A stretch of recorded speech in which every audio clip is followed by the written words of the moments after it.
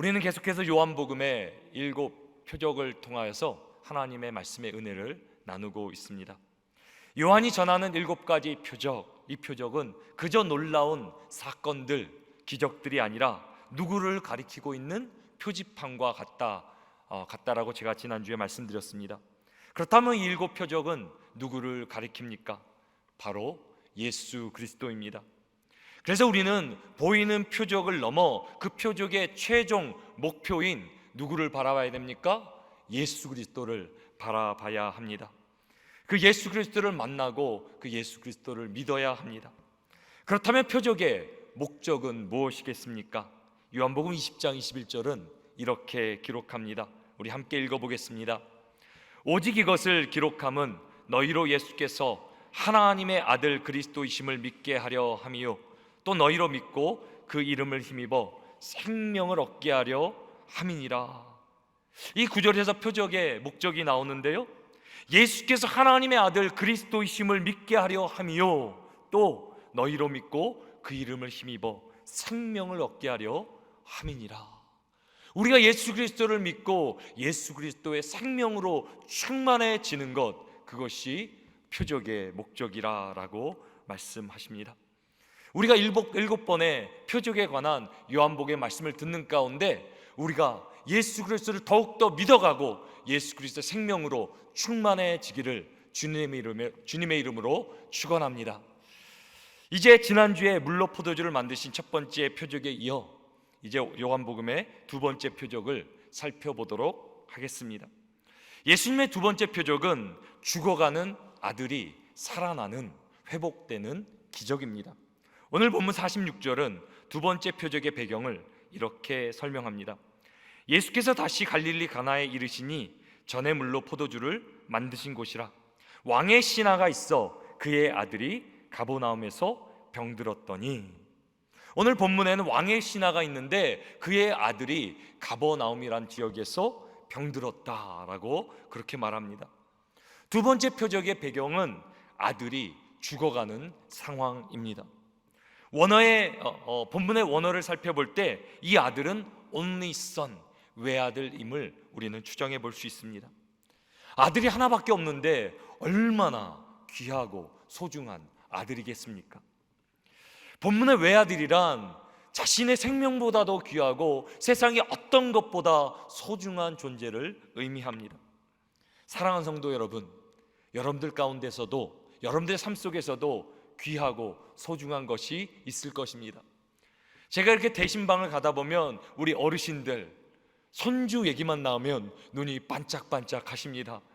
정말 손주들을 위한 그 사랑, 또 그 생각, 또 기도, 정말 손주들만 생각하면 가슴이 이렇게 벅차오르고 기쁨이 생긴다 그럽니다. 우리 삶 가운데 가장 귀중한 또 소중한 존재는 손주일 수 있습니다. 또 우리의 자녀일 수 있습니다. 우리의 배우자일 수 있고 또 우리의 부모님일 수도 있습니다. 오늘 본문에 등장하는 왕의 신하라고 소개된 아버지에게는 가장 소중한 존재가 바로 하나밖에 없는 외아들입니다. 그런데 그 아들이 어떻게 되었습니까? 병에 걸렸는데 죽게 되는 병에 걸렸습니다. 우리 자녀들이 아플 때, 병에 들었을 때 얼마나 마음이 속상합니까? 내가 대신 아파줬으면 하는 것이 부모의 마음 아니겠습니까? 근데 지금 이 아들이, 그렇게 귀한 아들이 병으로 죽어가고 있습니다. 이 아들을 살리기 위해 이 아버지는 자신이 할 수 있는 모든 것을 동원해서 살려보려고 했을 것입니다. 당시 왕의 신하라는 신분은 세상의 권력과 재력을 의미합니다. 나의 모든 권력과 재력을 다해 이 아들을 살려보려고 노력했지만 세상의 어떤 방법으로도 죽어가는 아들을 살릴 수는 없습니다. 지금 눈앞에 죽어가는 아들을 바라보는 아버지의 심정이 어떻겠습니까? 절망일 것입니다.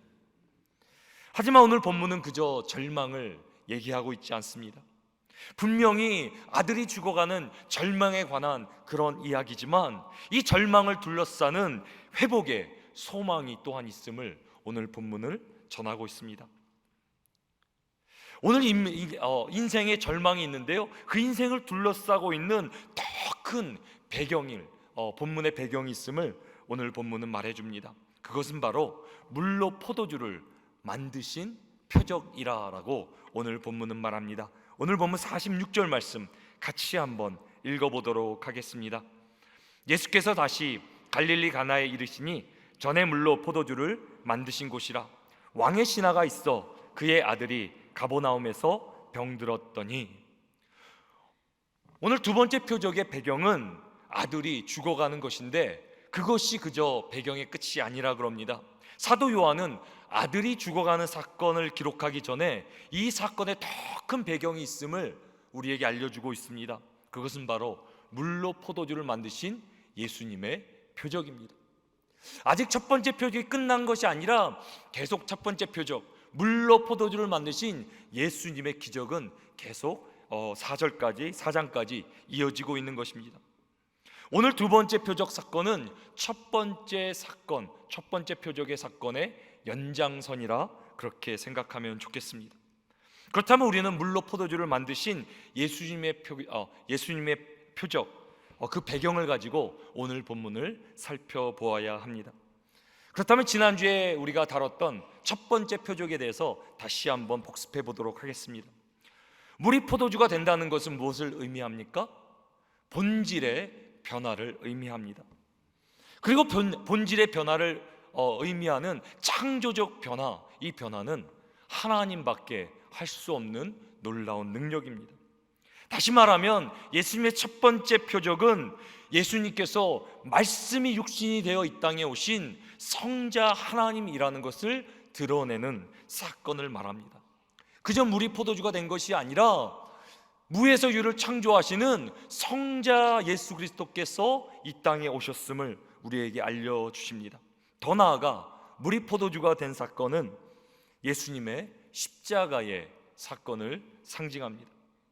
물이 포도주가 된 것 같이, 정말 거기에 본질적인 변화가 일어난 것 같이 예수 그리스도를 우리가 온전히 믿고 순종할 때 영적으로 다시 태어나는 born again, 주님 안에서 하나님 나라의 백성으로, 하나님의 자녀로 다시 태어나는 그런 기적의 역사가 우리 가운데 있다라고 첫 번째 표적은 우리에게 가르쳐 줍니다.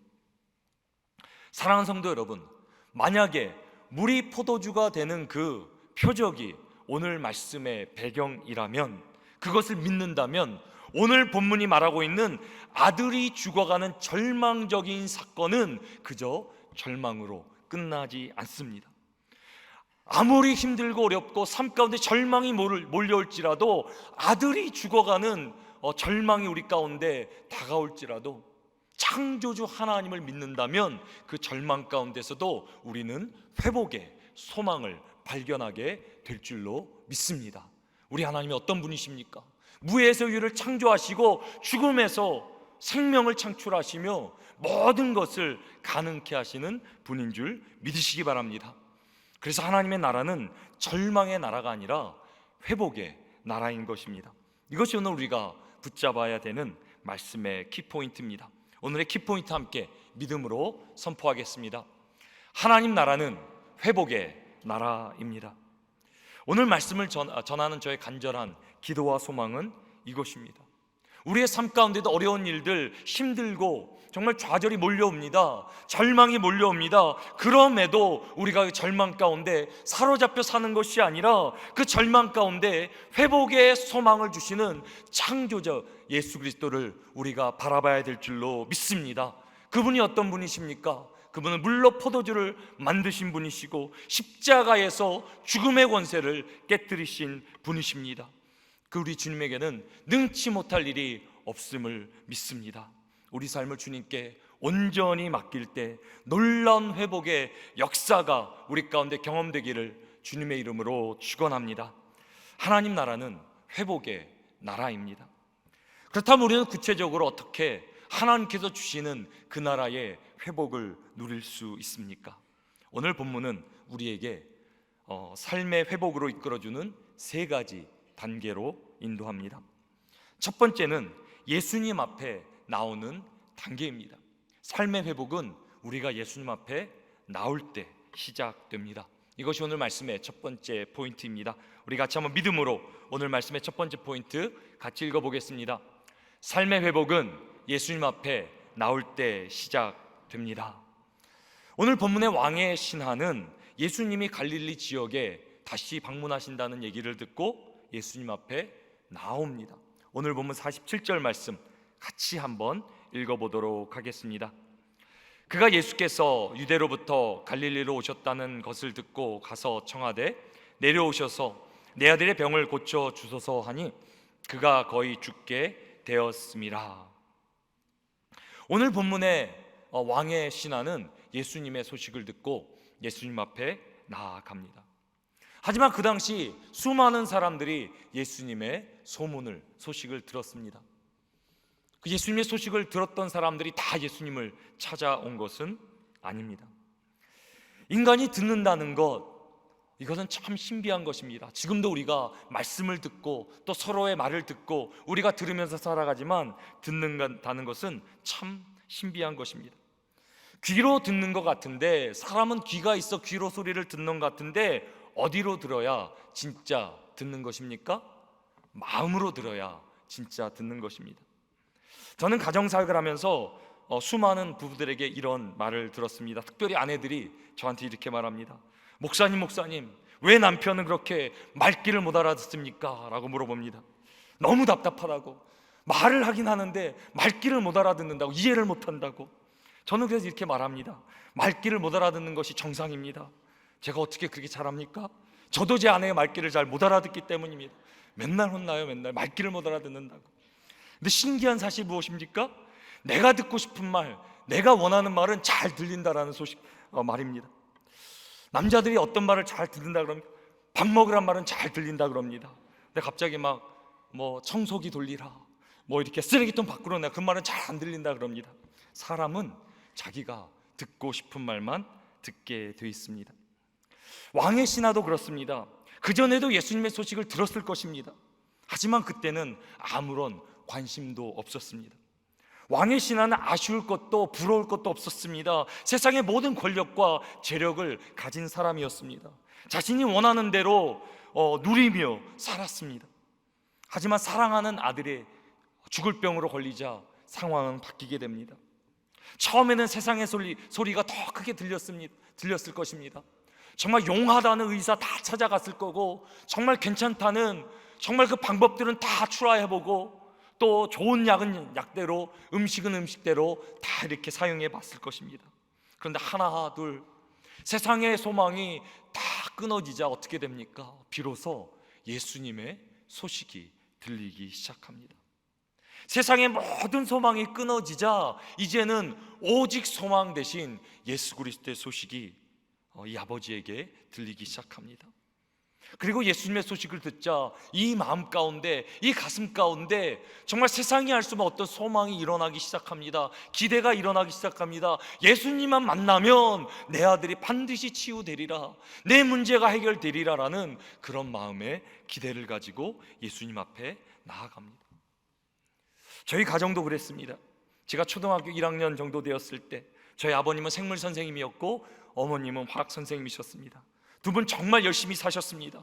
새로 집도 마련하고 이제는 이사도 하고 남부럽지 않게 이제 살 수 있는 환경이 되었습니다. 그런데 그때 저희 아버지께서 갑자기 뇌출혈로 쓰러지셨습니다. 그때가 40대 초반이었습니다. 그 당시 저희 가족은 교회도 매주 잘 다녔습니다. 매주 설교 말씀도 들었습니다. 하지만 듣기는 들었지만 그 말씀이 들리진 않았습니다. 믿음도 없었습니다. 하지만 어떻게 됩니까? 인생의 절망이 찾아오자 저희 가정 가운데 처음으로 예수님의 음성이 들리기 시작합니다. 저는 그때 어려서 잘 몰랐지만 아버지가 뇌수술을 받고 오늘 내일 돌아가실지도 모르는 긴박한 상황이었다고 합니다. 그래서 인생에 아무런 소망, 대책이 없지 어떻게 됩니까? 저희 어머니께서는 예수 그리스도를 붙잡고 난생 처음으로 기도원 있는 데를 올라가셨다고 합니다. 거기서 14일간 금식 기도하시면서 작정하시며 기도하셨다고 합니다. 그리고 거기서 저희 어머님은 성령 체험을 하시게 됩니다. 그리고 저희 아버님도 그때 주님을 인격적으로 만나게 됐다 그럽니다. 나중에 어머님을 통해 알게 되었는데 의식불명의 상태에서 코마 상태, 아무것도 움직일 수 없고 아무것도 할 수 없는 그런 거동할 수 없는 상황 가운데 저희 아버님은 천국을 경험하고 주님을 만나셨다 그럽니다. 평소에는 전혀 들리지 않았던, 관심도 없었던 예수 그리스도의 소식이 절망 가운데, 저희 가정 가운데 들리기 시작했고 저희 가정은 예수님 앞에 나아가기 시작합니다. 그리고 아버님은 기적적으로 살아나게 되고 그 일 이후 아버님은 하나님의 부르심 가운데 복음을 전파하시는 목사의 삶을 살게 사시다 돌아가시고 저도 이제 아버님을 따라 또 복음 전도자의 삶을 살고 있습니다. C.S. 루이스라는 영국 작가는 이렇게 말합니다. 하나님은 우리가 기쁠 때는 속삭이시고 기분이 안 좋을 때는 양심에 조용히 말씀하시지만 고통 중에 있을 때는 고함을 치신다. 고통은 귀먹은 세상을 깨우기 위한 하나님의 메가폰이다. 오늘도 우리가 예배를 드리지만 우리 가운데 절망 가운데 정말 세상에 정말 소망 없어서, 세상에 아무런 길 없어서, 방법 없어서 주님을 찾아오신 분들도 계실 줄로 믿습니다. 저는 여러분들 심령 가운데 절망 가운데 소망의 길을 열어주시는, 회복을 우리 가운데 허락하시는 주님의 음성을 듣게 되기를 주님의 이름으로 축원합니다. 절망은 절망으로 끝나는 것이 아닙니다. 주님께서 함께 하시며 지금도 회복의 소망으로 우리 가운데 메가폰으로 우리의 심령 가운데 말씀하고 계십니다. 삶의 회복의 첫 번째는 예수님 앞에 나오는 단계입니다. 삶의 회복을 이루는 두 번째 단계는 바로 예수님의 말씀을 믿는 단계입니다. 삶의 회복은 언제 일어납니까? 예수님의 말씀을 믿을 때 삶의 회복은 이루어집니다. 이것이 오늘 우리가 기억해야 될 말씀의 두 번째 포인트입니다. 우리 말씀의 두 번째 포인트 같이 한번 믿음으로 고백하십니다. 삶의 회복은 예수님의 말씀을 믿을 때 일어납니다. 이제 왕의 신하가 기대를 가지고 믿음을 가지고 예수님 앞에 나와 아들을 고쳐달라고 이렇게 간구합니다. 그런데 예수님은 이렇게 그 간구에 간청에 말씀하십니다. 오늘 보면 48절입니다. 예수께서 이르시되 너희는 표적과 기사를 보지 못하면 도무지 믿지 아니하리라. 예수님의 대답은 동문서답처럼 들릴 수 있습니다. 다소 문맥에 어색하게 들릴 수 있습니다. 지금 아버지는 아들이 죽게 되어서 고쳐달라고 하고 있는데 주님은 뭐라고 말씀하십니까? 너희는 표적과 기사를 보지 않으면 도무지 믿지 않는다, 믿음이 없다라고 지금 말씀하고 계십니다. 오늘 보면 48절에 너희는 복수형으로 되어 있습니다. 오늘 아들을 고쳐달라는 관원뿐만이 아니라 그 당시에 예수님의 말씀을 듣고 있었던 모든 사람, 더 나아가 오늘 말씀을 듣고 있는 우리 모두에게 말씀하시는 대목이라는 것입니다. 사람들은 일반적으로 표적과 기사에 관심을 갖게 됩니다. 눈에 보이는 현상에 집중하게 됩니다. 지금 왕의 관원도 아이가 죽게 되어서 그 병을 낫고자, 그 병의 고침을 받고자 예수님께 나온 것입니다. 하지만 예수님은 눈에 보이는 표적보다, 기사보다, 기적보다 더 중요한 것이 있다고 말씀하십니다. 그것이 무엇입니까? 표적과 기사의 목적이 무엇입니까? 목표가 무엇입니까? 바로 그것은 예수 그리스도이십니다. 모든 주님께서 이루어지신 표적, 더 나아가 우리 가운데 보여주시는 기적과 표적, 이것의 핵심 포커스는 무엇입니까? 예수 그리스도인 것입니다. 저는 요즘 우리가 예배에 집중하며 정말 하나님께 예배로 나아가는 가운데 하나님께서 놀랍게 역사하심에 너무 감사드립니다. 매주마다 성도님들이 다른 간증으로 하나님께서 하셨습니다, 하나님께서 이루어주셨습니다라는 간증 가운데 저도 정말 이것이 진짜인가, 하나님이 이렇게 역사하시나 감격과 감사로 또 떨림으로 나아갑니다. 그런데 하나님께서 말씀하십니다. 기적과 기사를 우리 가운데 베풀어 주시는데 그것이 핵심이 아니다, 그것이 중심이 아니다. 내가 너희들에게 기사와 표적을 보여주는 이유가 있다, 목적이 있다. 그것이 무엇입니까? 그것은 그 모든 것의 핵심에 계신 예수 그리스도를 우리가 더 믿게 되는 것입니다. 하나님께서 왜 우리 가운데 이런 은혜를 베풀어 주십니까? 왜 기도하며 응답해 주시고, 왜 우리의 예배 가운데 삶을 주께 믿음으로 드리는 가운데 하나님께서 우리와 함께 하시며 역사하십니까? 주님은 우리를 사랑하시기 때문이라 성경은 우리에게 말하고 있습니다. 왜 나에게 이런 은혜를 베풀어 주시나? 왜 하나님께서는 독생자로 아낌없이 주셔서 우리를 구원하시고 이런 은혜를 베풀어 주시나? 우리는 다 깨달을 수도 헤아릴 수도 이해할 수도 없지만 성경은 하나님이 우리를 사랑하신다라고 그렇게 말해주고 있습니다. 오늘 본문의 아버지는 소중한 독생자, 자신에게 가장 중요한 독생자, 내 생명보다 귀한 독생자를 살리기 위해 자신의 전부를 걸었습니다. 그런데 우리 하나님은 우리를 살리기 위해, 우리를 모든 죄에서 구원하시며 우리의 삶 가운데 가장 충만한 하나님 나라를 주시기 위해 자신의 가장 귀한 독생자를 십자가에 죽이셨습니다. 그래서 요한복음 2장의 표적, 물이 포도주가 된 표적과 요한복음 4장의 표적, 죽어가는 아들을 살리는 표적 사이에는 중요한, 우리가 잘 아는 복음의 메시지가 있습니다. 그것은 바로 요한복음 3장 16절입니다. 요한복음 3장 16절이 이렇게 기록합니다. 하나님이 세상을 이처럼 사랑하사 독생자를 주셨으니 이는 그를 믿는 자마다 멸망하지 않고 영생을 얻게 하려 하심이라. 그렇게 믿으십니까? 아버지는 아들을 살리려고 했는데 우리 하나님 아버지께서는 아들을 죽이셔서 우리를 살려주시는 분이 바로 우리 하나님 아버지십니다. 왕의 관원의 관심은 죽어가는 아들을 살리는 것에 있다면 지금 예수님의 관심은 아들이 죽어감으로 절망에 빠져 영혼의 죽음으로 정말 빠져 들어가는 이 아버지를 살리는 것에 있습니다.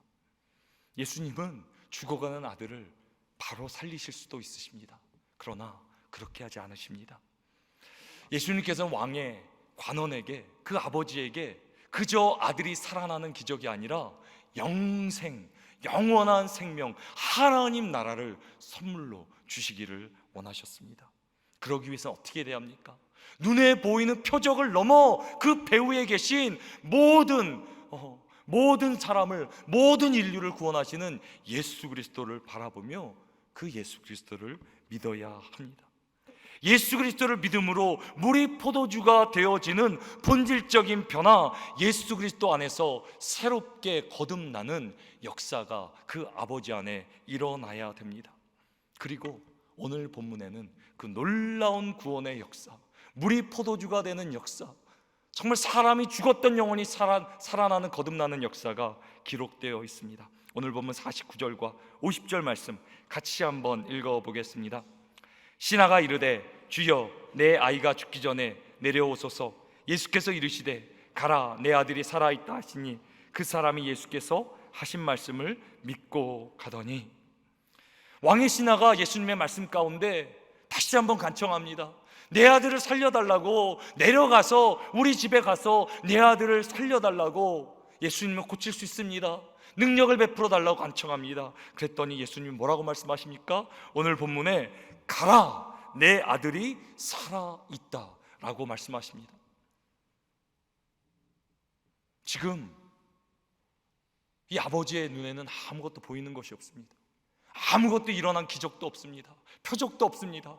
아들이 사랑을 본 것도 아닙니다. 이 아버지에게 주어진 것은 예수님의 말씀뿐입니다. 근데 놀라운 역사가, 기적의 역사가 일어납니다. 예수님의 말을 들었을 뿐인데 이 아버지의 마음 가운데 그 말씀이 믿어지는 역사가 일어납니다. 오늘 본문에 뭐라고 말합니까? 그 사람이 예수께서 하신 말씀을 믿고 갔다. 눈에 보이지 않아도, 표적을 보지 않아도 예수님 말씀을 믿고 그 말씀을 의지하며 순종하는 가운데 이미 이 아버지는 그 심령의 변화를 받아, 본질적인 변화를 받아 예수 그리스도 안에서 거듭나 하나님 나라의 천국 백성이 된 줄로 믿습니다. 이런 은혜가 우리 가운데도 임하기를 주님의 이름으로 축원합니다. 오늘 만약에 예배 가운데 우리 눈에 아무것도 보이지 않아도 주님이 말씀하신다면 네 아들이 살았다, 네 가정이 살았다, 네 비즈니스가 살았다, 너의 건강이 회복되었다라고 말씀하시면 그렇게 믿고 나가시겠습니까? 그것이 우리의 믿음, 우리를 살리는 믿음, 참된 회복을 가져다주는 믿음이라 우리 가운데 말씀하십니다. 우리 눈에 보이지 않아도 우리의 지식과 상식과 경험을 초월할지라도 주님 말씀하시면 말씀하신 대로 이루어질 줄로 믿습니다. 그래서 우리는 그 말씀을 믿을 때 우리의 삶의 회복이 일어나는 것입니다. 그리고 마지막으로 삶의 회복을 이루는 세 번째는 바로 예수님 안에 거하는 것입니다. 이제 예수님을 믿고 이제 그분의 안에 거하며 사는 것입니다. 삶의 회복은 예수님 안에 거할 때 우리가 누릴 수 있습니다. 이것이 우리가 기억해야 될 말씀의 마지막 세 번째 포인트입니다. 우리 같이 한번 마지막 포인트 함께 믿음으로 고백하겠습니다. 참된 회복은 예수님 안에 거할 때 누리게 됩니다. 이제 왕의 신하는 이 아버지는 심령의 거듭남을 받았습니다. 겉에 보일 때는 똑같지만 이제는 믿음으로 새롭게 거듭나 예수 그리스도의 응답을 받고 나가고 있는 것입니다. 이미 회복이 이 안에서 시작된 것입니다. 더 이상 절망이 아니라 이제는 주님이 말씀하셨기 때문에 아들이 살았다, 살아났다라고 그 소망을 가지고 그 회복의 확신을 가지고 아들을 찾아 이제 내려가는 것입니다. 그리고 아들을 향해 내려가는 길에 영광의 소식을 듣게 됩니다. 오늘 본문 51절에서 53절 말씀 우리 같이 한번 읽어보겠습니다. 내려가는 길에서 그 종들이 오다가 만나서 아이가 살아있다 하거늘 그 낳기 시작한 때를 물은즉 어제 7시에 열기가 떨어졌나이다 하는지라. 그의 아버지가 예수께서 내 아들이 살아있다 말씀하신 그때인 줄 알고 자기와 그 온 집안이 다 믿으니라. 아멘, 아멘. 이제 아버지는 소망을 가지고 회복에 정말 기쁨은 기대를 가지고 이제 아들에게 향해 달려가고 있습니다. 근데 거기서 반대쪽에 누가 오고 있습니까? 종들이 달려오고 있습니다. 기쁜 소식을 가지고 아들이 살아났습니다. 당신의 아들이 살아났습니다. 기쁜 소식을 가지고 달려오는 거예요. 그 믿음으로 살아가는 그 여정 가운데 길 한복판에서 아버지는 영광의 소식을 접하게 됩니다. 아들이 살아났다는 소식을 접한 것입니다. 근데 아버지의 마음에, 아버지의 그 생각에는 한 가지 관심밖에 없습니까? 언제 회복되었나? 언제 회복되었나? 그래서 종들에게 물어봤더니 7시라고 이렇게 말하는데 그때가 언제입니까? 예수님께서 말씀하신 그때. 예수님께서 말씀하신 그때. 예수님의 말씀을 믿고 예수님 안에 그 믿음으로 품고 나아가며 살았더니 삶의 한복판, 길의 한복판에서 하나님의 기적의 영광의 하나님의 역사를 경험하게 됩니다. 그리고 그 아들만 살아난 것이 아니라 오늘 본문에 뭐라고 말합니까? 자기와 그 온 집안이 다 믿었다. 그저 아들 하나 살아난 것이 아니라 온 가족이 하나님의 영원한 생명 예수 그리스도를 믿고 영생을 누리는 구원의 놀라운 역사, 물이 포도주가 되어 본질이 바뀌어 정말 천국 백성으로 온 가족이 나아가는 그런 역사가 일어나게 된 것입니다. 안젤라 가정도 그런 죽어가는 아들이 살아나는 회복을 경험하게 됩니다. 안젤라 가족은 중국계 미국 이민자 가족입니다.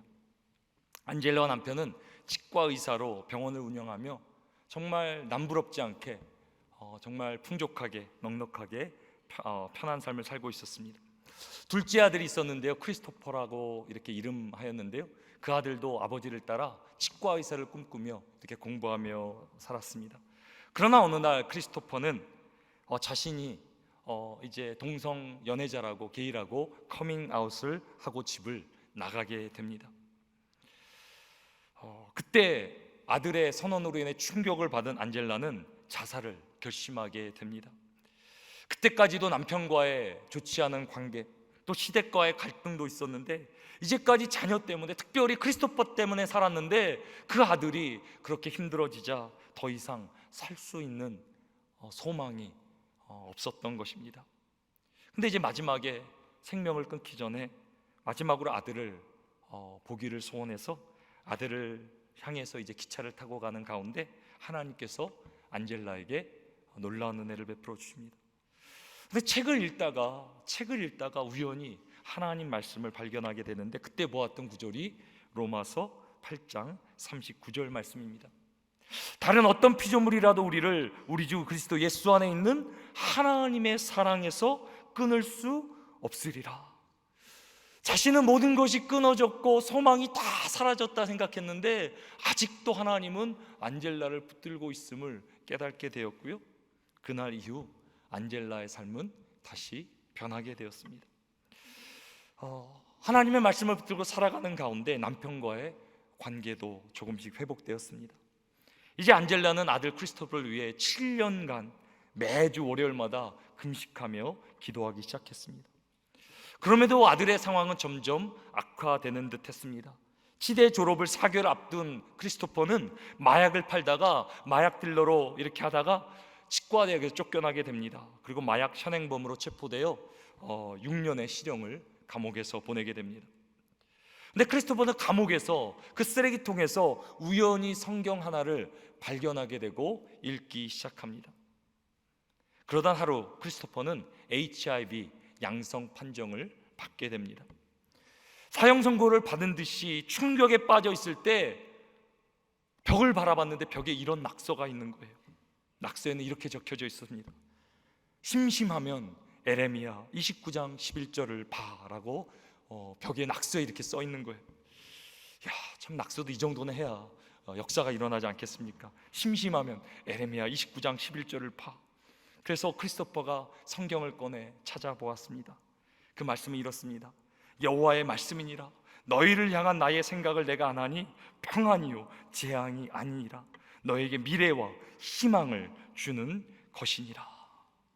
그 말씀을 통해 크리스토퍼는 하나님의 사랑, 그 임재를 깨닫고요, 이제 출소한 후에 신학교에 가서요 졸업하고 지금도 시카고 무리 대학교에서 신학교에서 강의를 하고 있습니다. 제가 요즘은 이분이 어떤 그런 일을 하시나 이제 최근에 현황을 알아봤더니 지금도 엄마와 같이 전 세계를 다니며 복음을 전하며 다니고 있는 것을 보게 되었습니다. 그래서 지금도 강연 가운데 크리스토퍼는 이렇게 말합니다.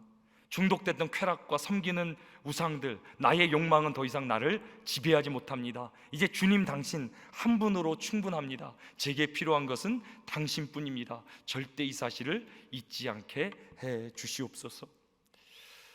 크리스토퍼를 여기까지 인도한 주님의 역사가 있지만 그 배후에는 또한 엄마 안젤라가 있습니다. 은혜를 깨닫고 정말 한순간에 생명을 끊으려고 했지만 끝까지 예수 그리스도를 믿고 믿음으로 나가는 가운데 하나님의 기적을, 영광을, 그 아들이 돌아오는 살아나는 기적을 보게 된 것입니다. 제가 오늘 말씀을 준비하면서 우리 성도들 가운데 몇 분들이 이렇게 떠올랐어요. 얼굴이 지금도 자식이 돌아오기 위해서 눈물로 기도한 우리 성도님들이 계세요. 낮이나 밤이나 계속 그 아들이 돌아오기 위해서 기도하는 분들이 계세요. 우리는 삶의 문제를 가지고 세상 가운데 낙심되고 실패하고 삶의 문제를 가지고 주님 앞에 나와요. 그것이 우리의 현실이에요. 근데 주님은 우리가 뭐라고 말씀하세요? 그 문제를 보지 마라. 표적과 기사에 집중하지 말고 그 가운데 계신 예수 그리스도를 보라고 우리에게 말씀하세요. 그 예수 그리스도를 믿으라. 예수 그리스도를 믿으라. 내 안에 거하라. 오늘 만약에 주님께서 네 아들이 살았다, 너의 비즈니스가 살았다, 너의 가정이 살았다, 그렇게 말씀하신다면 눈에 보이지 않아도, 아무런 표적이 기적이 보이지 않아도 주님의 말씀을 믿으실 수 있으십니까? 그 말씀을 믿는다면, 그리고 그 약속을 붙들고 주님 안에 거한다면 반드시 인생의 길 한복판에 하나님의 영광을 보게 될 줄로 믿습니다. 낙심하지 마세요. 세상에 우리 주저하지 마세요. 주눅들지 마세요. 오늘도 주님이 함께 하시고 물을 포도주로 바꾸신 그분은 지금도 창조주 하나님은 나와 함께 하시며 우리의 모든 필요를 아시고 우리를 도와주시는 분임을 믿으시기 바랍니다. 우리가 그래서 오늘 할 것은 뭐예요? 그분만 집중하며 그분께 믿음을 드리며 그분 말씀 붙들고 살아가는 가운데 반드시 하나님의 기적이, 역사가, 하나님의 영광이 우리 가운데 주어질 줄로 믿습니다. 믿음이 무엇입니까? 믿음은 나의 관심이 바뀌는 것입니다. 현상을 보는 나의 관점에서 예수 그리스도께 나의 관점을 돌리는 것, 그것이 진정한 믿음이자 우리의 참된 회복의 핵심입니다. 오늘 이 말씀을 통해 저는 우리 성도님들 아무리 힘들고 어려워도 그 주님의 말씀 안에 거하고 그 말씀을 믿고 살아가는 가운데 정말 하나님의 특별한 하늘의 평강이 또 위로가 여러분들에게 주어지고 또 여러분들의 삶 가운데 하나님의 놀라운 기적을 경험하게 되기를 주님의 이름으로 축원합니다.